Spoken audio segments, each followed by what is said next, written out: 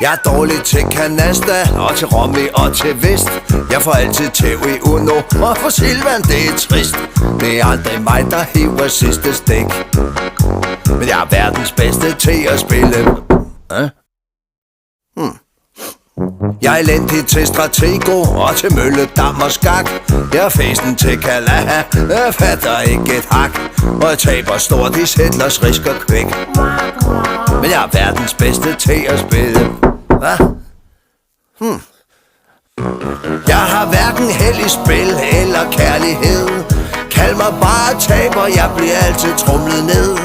Det er faktisk kun klør 5, der byder på lidt held. For jeg vinder altid, når jeg spiller med mig selv. Det giver ingen mening, vel? Jeg er ingen nørd til tennis. Hør du efter, hvad jeg siger, knæk? Jeg er ingen nørd til tennis. Jeg kan ikke spille squash. Jeg er latterligt